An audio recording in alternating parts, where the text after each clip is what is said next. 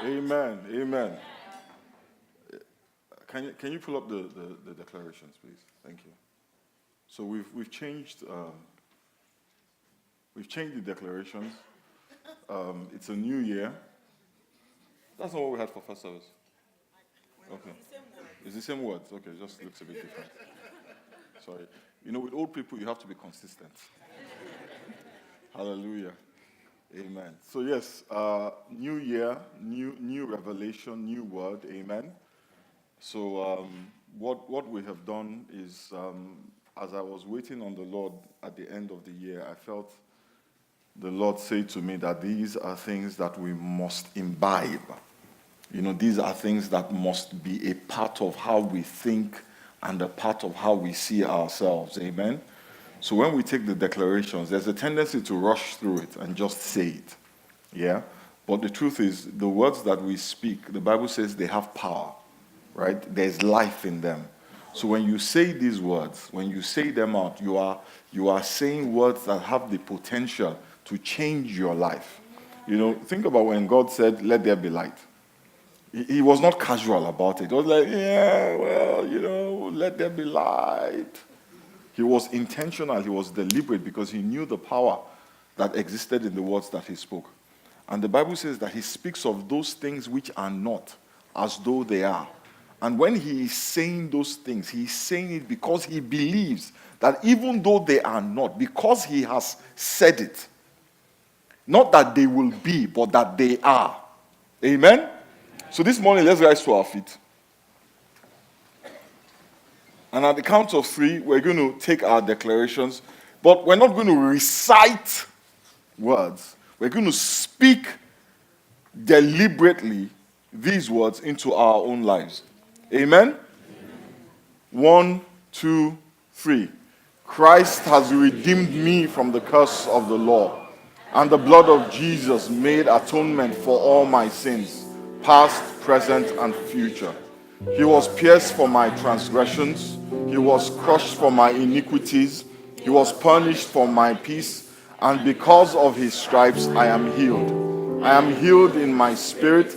I am healed in my soul. I am healed in my body. My mind is strong. My mind is love. And I have self-control. I loose myself from every ungodly attachment. I plead accusation against me. It is written, I do not bear the guilt of my fathers. And wherever my name is mentioned, wherever I seek a consideration, favor will rise up for me. Favor surrounds me like a shield. Doors are open for me. Obstacles fall for me, and mountains are moving for me. I receive the attainable, and I achieve the impossible. I receive all that pertains to life and godliness. I have a wise and discerning heart. I have an excellent spirit. I am as bold as a lion. I am not forsaken, and my seed will not beg for bread. My horn is exalted with honor, and my path is like the shining sun that gets brighter with each step I take. I will not be afraid, because the Lord holds my hand and helps me. Amen. Amen. You may please be seated. Hallelujah. Forgot to mention this in the first service, but at the beginning of the year, the general overseer of the Redeemed Christian Church of God, I don't know, many of us may not realize this, but this church is a member of the Redeemed Christian Church of God, amen? And the general overseer, by the inspiration of God, of the Holy Spirit, has asked us to fast and pray, amen? And the fast actually started on the 11th, and it was going to be for 50 days, amen? But if 50 days was a bit of a stretch for you, you can do 21 days without breaking in between, amen? Also known as a dry fast, even though I don't understand that terminology. But anyway, you can fast for 21 days instead of 50 days. And then in July, we'll do another 30 days, making a total of 80 days for the year, or for those who cannot not eat for 80 days, do 21 days straight, and then another 12 days, amen? Praise the name of the Lord. But I want to say a couple of things about fasting. Number one, you cannot twist God's arm by fasting. Amen? So don't fast and then fold your hands and say, yeah, I fasted, where's the blessing? That's number one. Amen? So fast with wisdom. Amen? Praise the name of the Lord. What fasting does is that it positions you mentally, physically, spiritually to hear from God. Amen? Praise the name of the Lord. You know, there was a guy that had a demon in him. And when the disciples of Jesus came and they tried to cast out the demon, they couldn't cast out the demon. And Jesus Christ said, well, some things do not leave except by prayer and by fasting. The dynamics of that I don't always understand, but that is what the Bible says. I am persuaded about this fast, so I will be fasting as well. Amen. But make sure that you do as you are persuaded, not by compulsion. Amen. And if you're going to fast, please. This is not the Facebook. I'm not fasting. I'm fasting Facebook kind of fast. Hallelujah. And if you're not going to fast, that's fine as well. Praise the name of the Lord. So let's go back to the story. Bible study using the story as our frame of reference. And the story is simply the Bible arranged in chronological order. And today we're going to be looking at chapter 14 of the story. And what chapter 14 basically is telling us is how many of us know that the nation of Israel is actually two countries? No. Well, it used to be two countries. Now it is one Israel, but it used to be two countries, Israel and Judah. Amen? And when you read your Bible, I'm sure you see that. You see the Bible talking about Judah and you see the Bible talking about Israel. And many of us sometimes we just conflate the two. Once we see Judah, we assume it's talking about Israel. And when we see Israel, we think it's talking about Judah. But the truth is, they were two countries, separate countries. They weren't originally two countries. They were originally just one country, one people. But something happened, and they became two countries, Judah and Israel. Amen? This morning, I want us to look at how the nation of Israel became two countries. So let me tell you what happened. I'm going to read a summary from the story, and then I'll talk a bit. Through the prophet Ahijah, God told a rising young star in Solomon's administration by the name of Jeroboam. Turn to your neighbor and say Jeroboam. Turn to your neighbor and say Jeroboam. Jeroboam. Emphasis on the J. Amen? Jeroboam. Tell your neighbor, emphasis on the J.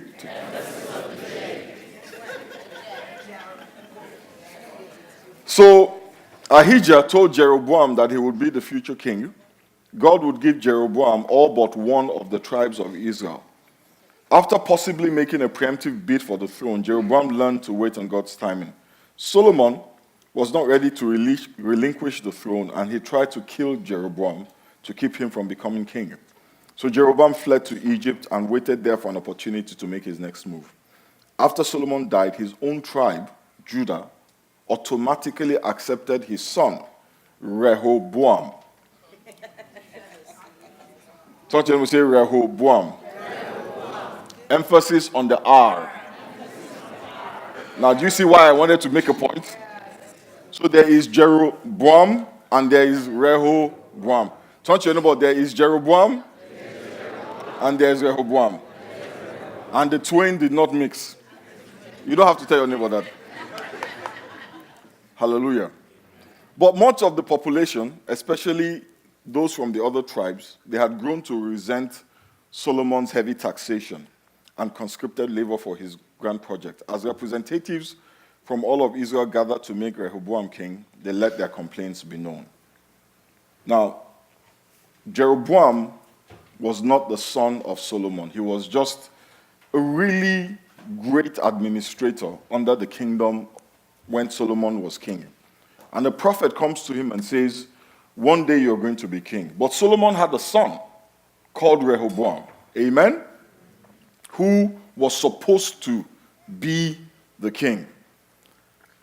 So Jeroboam hears that Rehoboam is about to be made king. So he leaves Egypt, where he had run to attend the inauguration, and to see perhaps if this new king, this son of Solomon, Rehoboam, would be a different king from the kind of king that Solomon was. Now, the interesting thing about Solomon, when you and I think about Solomon, we always think about two things. Number one, he's the guy that asked God for wisdom, right? Yeah, and God gave him not only wisdom, but wealth. So when we think about Solomon, we think about his money and we think about his wisdom. But many of us do not remember that Solomon went astray. Solomon had a babe problem. He had a problem with women. Yeah? And he had 1,000 wives and concubines. I have one wife, it's a problem. Sorry, it's a blessing. I cannot imagine two. You will go crazy. But the capacity and the wisdom that God gave Solomon, rather than use it to run the kingdom, he used it to manage babes. That's the only way he could have done it.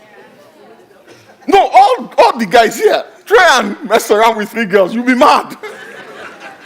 But God gave this man wisdom. And rather than use it for what God intended, he used it to control. Hallelujah.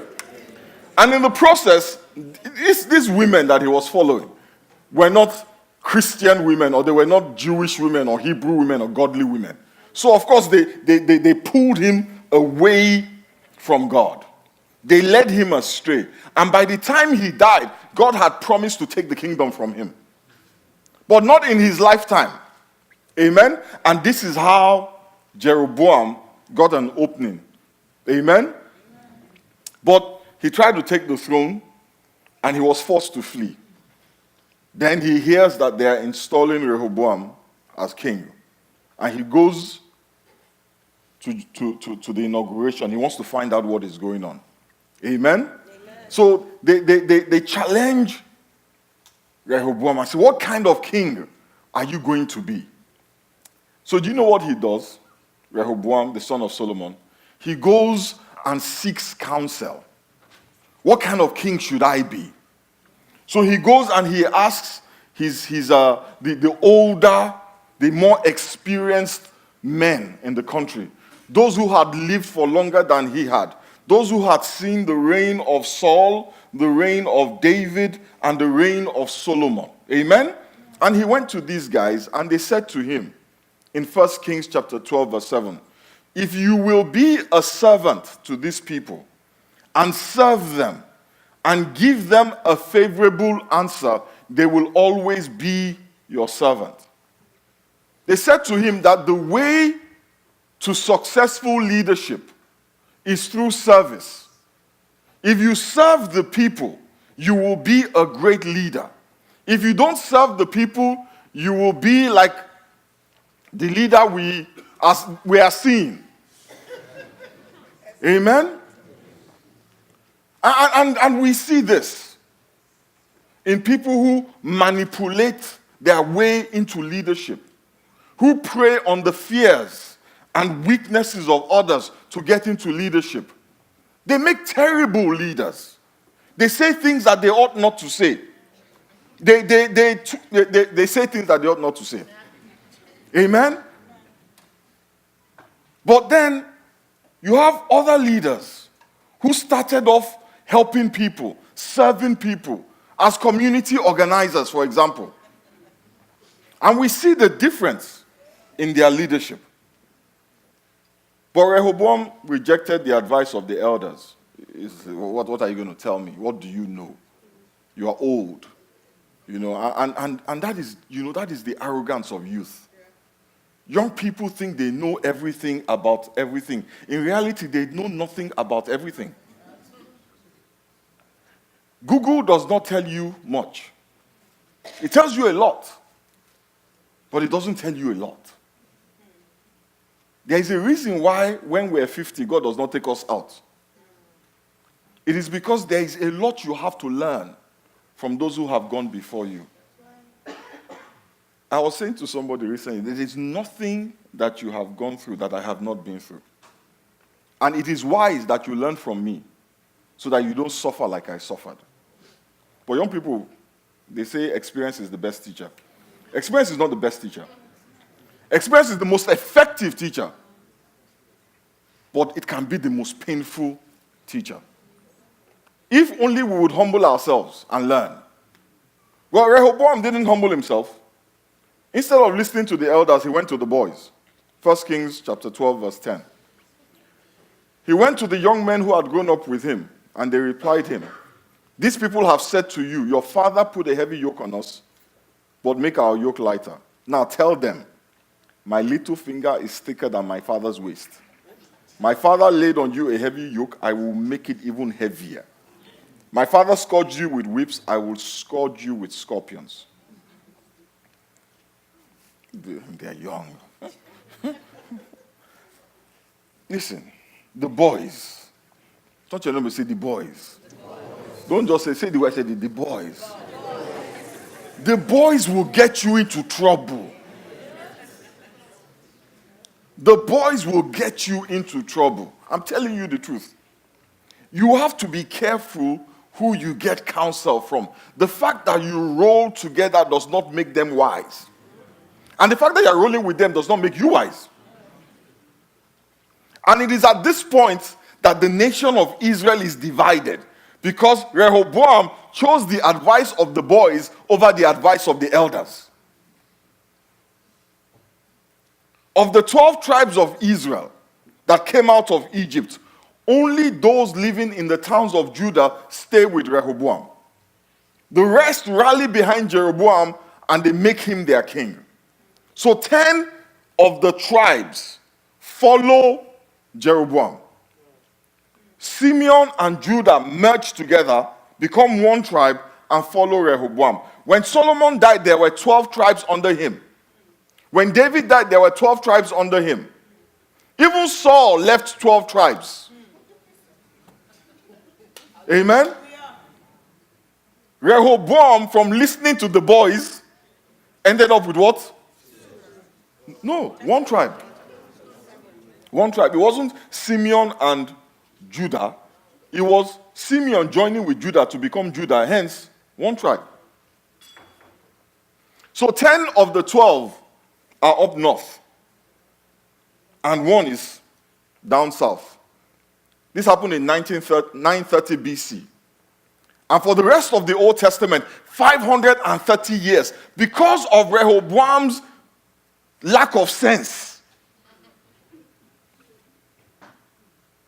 the nation of Israel became two countries.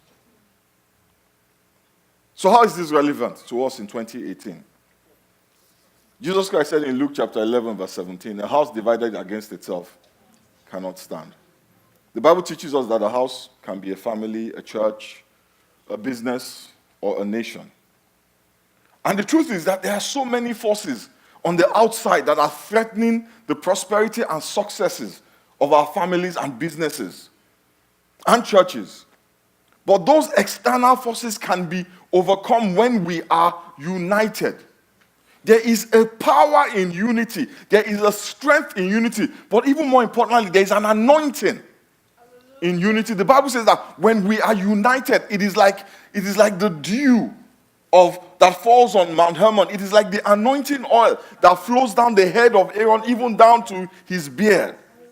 But once a house is no longer united, once a family starts to fight with itself, it is just a matter of time before it crumbles. So unity is a critical component of success. So the question then is, what can we do to avoid these divisions in our homes, in our businesses? I want to focus our attention this morning on three principles that we can learn from the story of Israel. Principle number one, obviously, be careful who you listen to. It's easy for us to see the mistake Rehoboam made here. He rejected the advice of his elders and embraced the advice of the boys. If you only listen to your peers, you miss the benefit that comes from the experience of those who have gone ahead of you. And there is a benefit to it. Many of us don't pay attention to this, but our friends have a habit of telling us what we want to hear. Particularly these days, when we segregate ourselves only to those people who support us. And everyone who disagrees with us is a hater.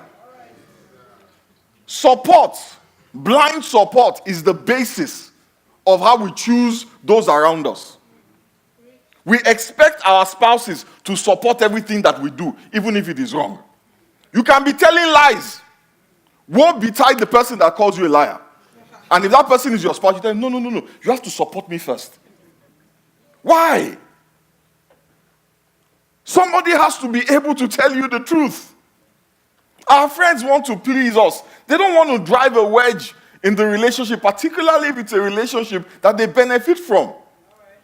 The Bible says in Proverbs 27 verse 6 that wounds from a friend, they can be trusted. But an enemy multiplies kisses. Some of the people that are kissing you are your enemies. Okay, these days it's not kisses, it's likes.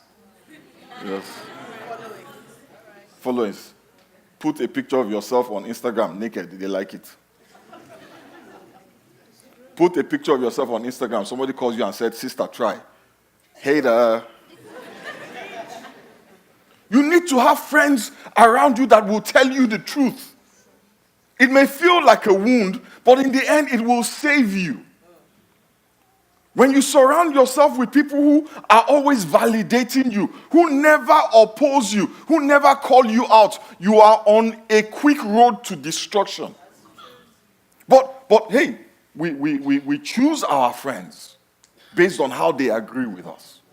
We like people who we think alike. Oh, let's go drinking. Let's go. The guy that says, well, maybe not a good idea.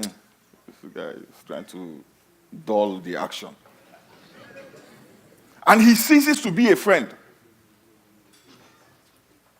We say things like, if you are my friend, you must support me. So a girl decides she wants to marry a guy who is clearly not a good person, but nobody can tell her. Because if you tell her, oh, it's because you are married, that's why. You don't want me to be happy. Then when the problem starts, they are looking for the person to blame. It's you. Because you surrounded yourself with people who did not have the courage to tell you the truth. There's a guy I heard about, young man, wanted to go start a church. The anointing and the grace of God was upon him. So one pastor called him and said, guy, calm down. Take it easy. He said, no, I'm going to start the church. So guess what? He goes and starts the church. Later, one of my friends saw him and he said, man, you guys are wicked. He said, why? He said, nobody told me it was going to be this tough. The other pastor said, I told you. Do not surround yourself with people who cannot tell you the truth. Do not marry somebody who cannot tell you the truth. Amen? And if you are married to somebody who tells you the truth, celebrate them rather than disparage them.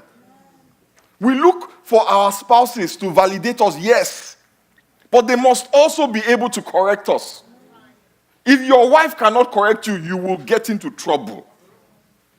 If your husband cannot correct you, you will get into trouble. And by the way, your wife has a right to correct you. Let's talk about that for a minute.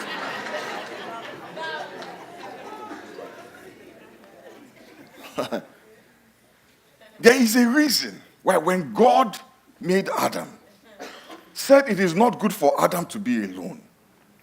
He put Adam to sleep and he took a rib, not out of Adam's feet, but out of Adam's side.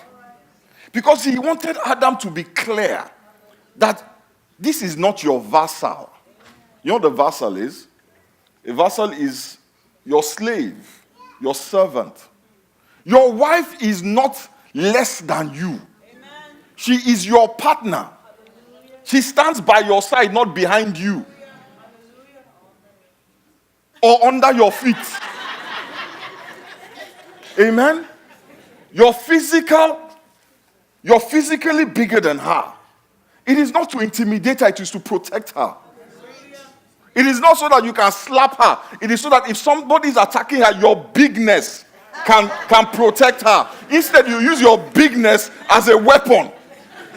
If you what?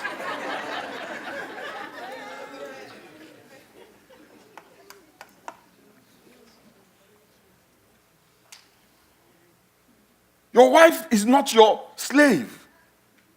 The Bible says, wives, submit to your husbands. But the Bible says, husbands, love your wives. How?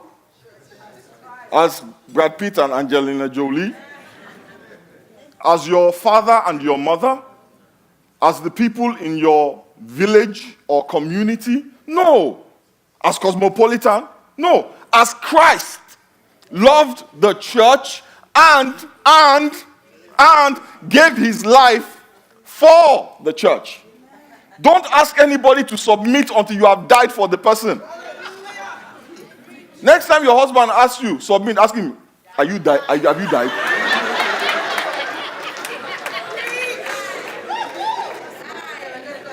Yes, let me cause trouble. Ask him, have you died? Jesus Christ can demand my absolute obedience because he has died for me. What have you done for me? You paid rent. If you were alone, wouldn't you pay rent? I gave you money to buy groceries. Did you not eat out of the food? So what have you done for me?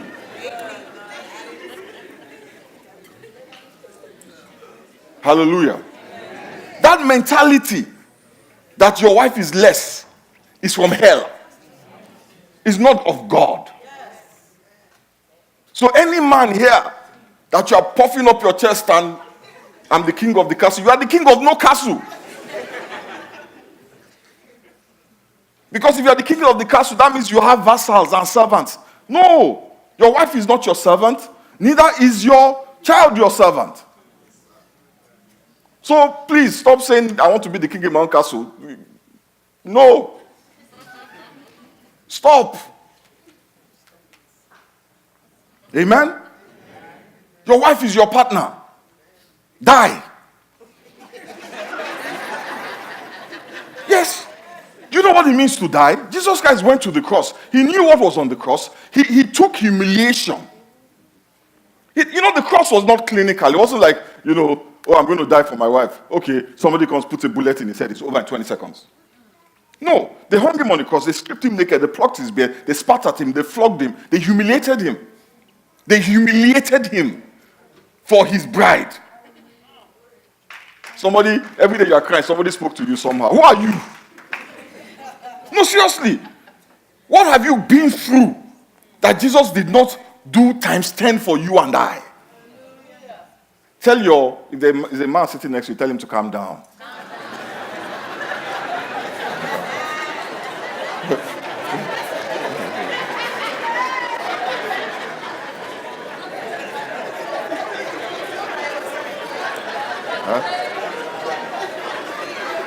Tell him that Pastor Femi says you should relax.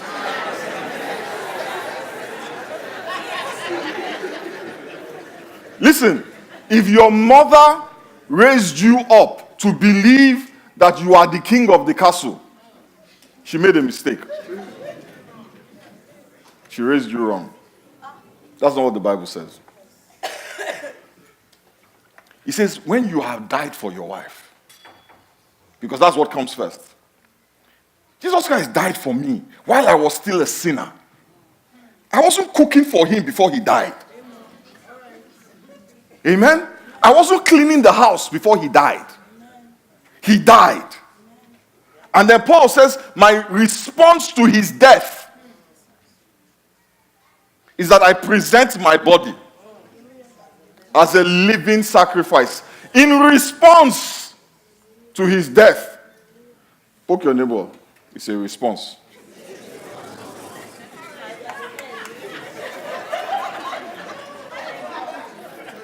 You are the head. The head takes the lead. Don't mistake the position of the head on the body for supremacy. The head will die if the body is not functioning. The head needs the body. So we all need to just relax. Amen? Sisters.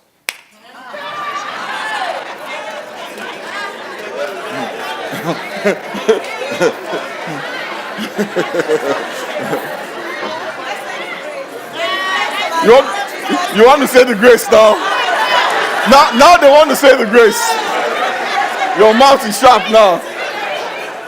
You know, they were all like, tell them.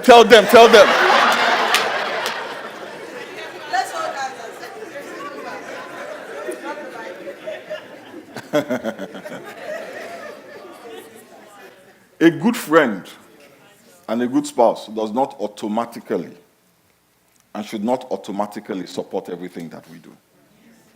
Support is not equals to love. I can love you and tell you when you are wrong. In fact, my love for you compels me to correct you. If you ask me, does it make me look fat? And I tell you, yes, it makes you look fat. It should not be a problem. Why? Why is it a problem? It makes you look fat. Don't wear it.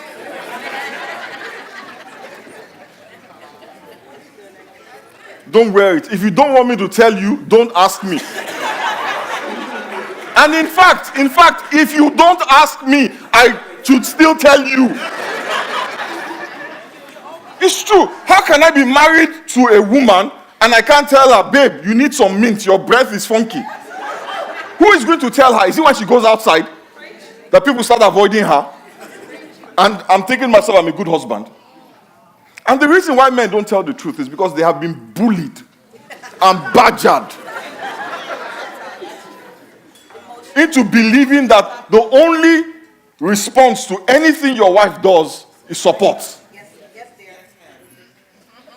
She will go to work and be cantankerous and quarrel with everybody at work, but you have to support her. And then she goes from job to job to job to job. And then one day she say, let's fast for my career. I'm not fasting for your career.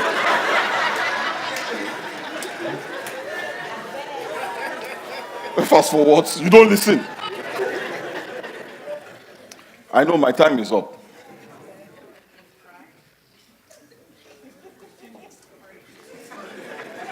Support should be conditioned on the virtue of action. If there's virtue in your actions, I will support it. If there's no virtue in it, I have a responsibility to call you out. That is what love is. Love does not allow you to be disgraced outside. So I correct you on the inside. Amen? I have to skip one. At the root cause of divisions is a distancing of oneself from God. When the family, when the members of a family are close to God, they put the biggest wall of protection around themselves to preserve unity. The single greatest thing that I can do as a man to preserve the unity of my family is to be close to God. The single greatest thing I can do as a pastor to preserve the unity of my church is to be close to God.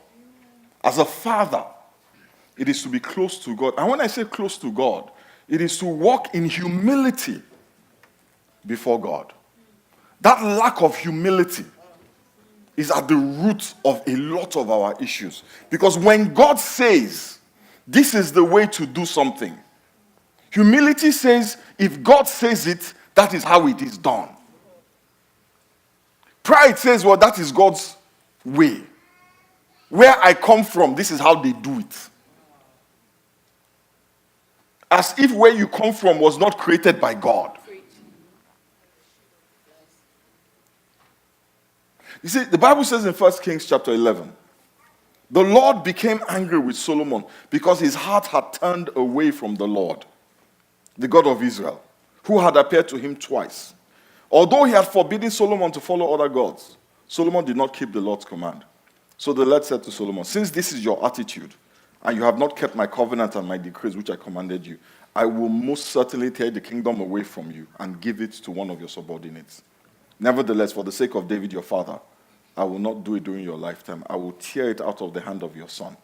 Yet I will not tear the whole kingdom from him, but I will leave him with one tribe for the sake of David.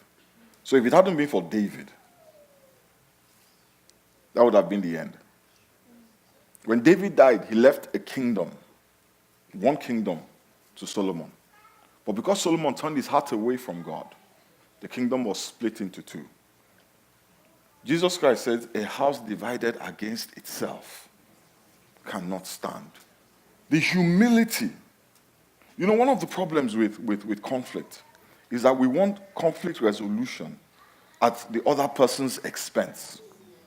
We want peace, but it is the other person's responsibility to move. But peace, more often than not, is the result of compromise. It's the result of two people moving towards each other and coming to an agreement to move the ball forward. A house divided against itself cannot stand, but a house that is united can withstand anything. And this is God's will for you for 2018. That if you are married, you are united. But to be united, there's a humility requirement. There's a love requirement. I'm going to pray for all of us today. If you're sitting with your spouse, please hold hands with your spouse. Faye, you can get up and go and sit next to him now. Why do you want to give the man heavy assignments? Go and sit next to him. And the only reason why I'm asking you to get up, listen, the only reason why I'm asking you to get up is not because you are lesser. It's because there was space. Because some people are looking like that and say, get up and go and meet your husband. There was space, that's all. You know, you have to clarify these things because it can become a doctrine overnight. Amen. If you're sitting next to your spouse, hold hands with your spouse. If you're not sitting next to your spouse, just place your hand on the shoulder of the person sitting next to you. The right to your right.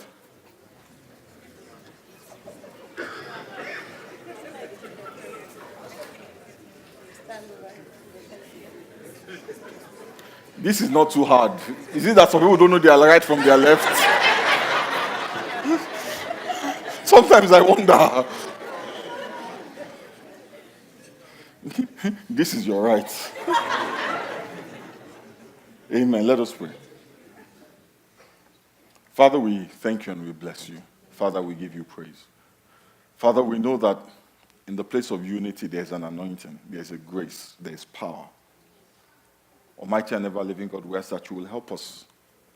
Those of us who are married, help us to be humble. Help us, Father, to listen, that we may be united. Almighty and ever-living God, for those of us who are still single and are trusting you to marry, Father, help us even now to imbibe the spirit of humility. Almighty and ever-living God, we thank you. We bless you and we give you praise. In the mighty name of Jesus we pray. Amen.